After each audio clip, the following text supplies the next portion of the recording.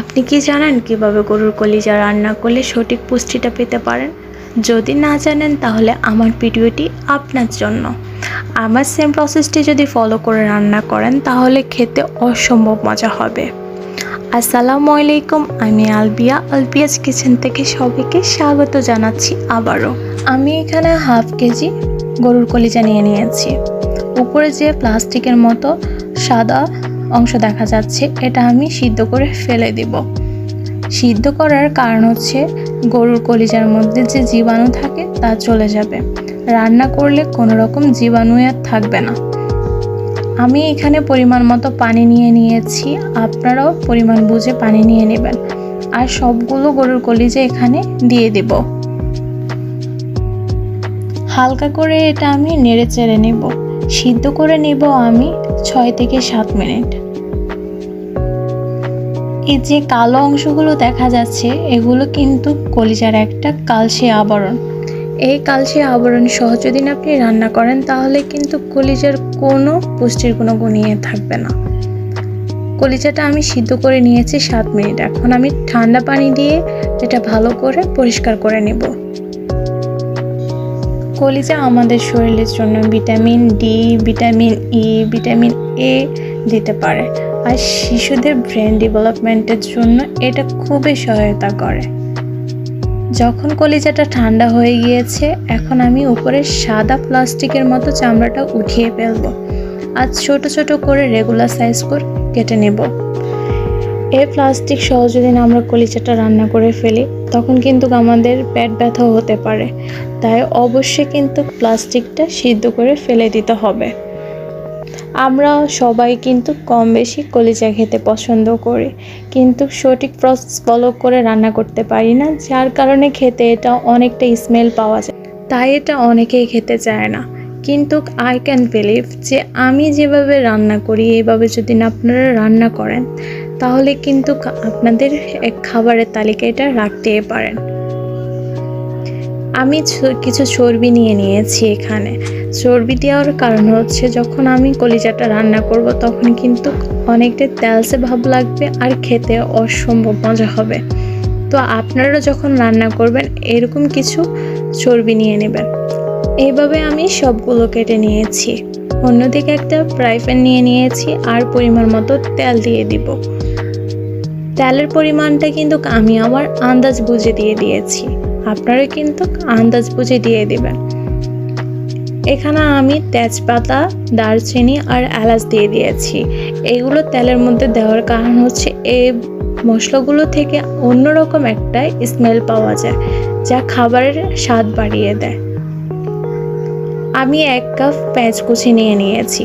পেঁয়াজের পরিমাণটা এখানে আমি বেশি দিয়ে দিয়েছি যাতে আমার খাবারের টেস্টটা চলে আসে। 1 টেবিল চামচ আদা বাটা, 1 টেবিল চামচ রসুন বাটা আর 2 টেবিল চামচ জিরা বাটা দিয়ে দিয়েছি। দিয়ে খুব ভালো করে এখন আমি তেলে কষিয়ে নেব যাতে কাঁচা কাঁচা যে ফ্লেভারটা আছে সেটা চলে যায়। দিয়ে দিয়েছি টমেটো পিউরি। আপনারা চাইলে কিউব করেও দিতে পারেন, বা এটা টোটালি একটা অপশনাল, চাইলে দিবেন, না চাইলে দেওয়ার কোনো প্রয়োজন নাই। 4 মিনিটের মতো আমি তেলে ভেজে নিয়েছি, আর কোনো কাঁচা স্মেলে পাওয়া যাবে না। দিয়ে দিব 1 টেবিল চামচ হলুদ গুঁড়া আর 2 টেবিল চামচ মরিচ গুঁড়া দিয়ে দিব। দিয়ে দিব আমি 1 টেবিল চামচ গরম মশলা গুঁড়া। গরম মশলা এখন দিয়ে দিয়েছি যাতে আমার অন্যরকম একটা টেস্ট আসে। ঝালটা আমি আমার পরিমাণ মতো দিয়ে দিয়েছি, আপনারাও আপনাদের পরিমাণ মতো দিয়ে দিবেন। পানি দিয়ে দিয়েছি যাতে মশলাটা না পুড়ে যায়। পরিমাণ মতো আমি লবণ দিয়ে দিয়েছি, আপনারাও কিন্তু স্বাদ বুঝে দিয়ে দিবেন। যখন মশলাটা আমার কষানো হয়ে গিয়েছে তখন কিন্তু আমি কলিজাটা দিয়ে দিয়েছি। দিয়ে খুব ভালো করে আমি নেড়ে চেড়ে নিব যাতে মশলার সাথে সবগুলো কলিজা লেগে যায়। এভাবে আমি হালকা করে উল্টিয়ে পাল্টিয়ে নেড়ে দিব। দিয়ে ঢাকনা দিয়ে দিব আমি 10 মিনিটের জন্য। 10 মিনিট মশলার সাথে এভাবে কষানোর কারণ হচ্ছে ভালো করে কলিজার সাথে মশলাটা সেট হয়ে যাবে। 10 মিনিট পরে আমি উল্টিয়ে এখন খুব ভালো করে নেড়ে চেড়ে দিব। আর দিয়ে দিব কিছু আস্ত কাঁচামরিচ আর আস্ত গোটা রসুন। এভাবে রসুন দিলে আমার খেতে অনেক বেশি ভালো লাগে। আর আস্ত কাঁচামরিচ দেওয়ার কারণ হচ্ছে ঝাল বের হবে না, কিন্তু ফ্লেভার বের হবে। তাই আমি খুব ভালো করে এখন নেড়ে চেড়ে দেব। দিয়ে আমি গরম পানি দিয়ে দিব। এখানে আমি ঠান্ডা পানি ইউজ করব না, দিয়ে দিব গরম পানি। গরম পানি দেওয়ার কারণ হচ্ছে আমি যখনই গরুর মাংস বা গরুর কলিজা রান্না করি তখন কিন্তু আমি গরম পানি দিয়ে রান্না করি। গরম পানি দেওয়ার কারণ হচ্ছে একটাই, অনেক সফটনেস কাজ করে।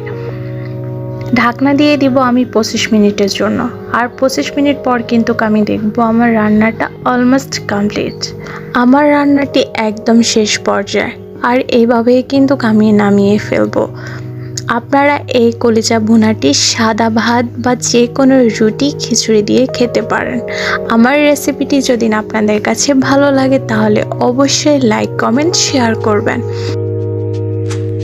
ইউটিউব চ্যানেলটি সাবস্ক্রাইব করে অবশ্যই পাশে থাকবেন। আজকের জন্য আল্লাহ হাফেজ। সবাই ভালো থাকবেন, সুস্থ থাকবেন।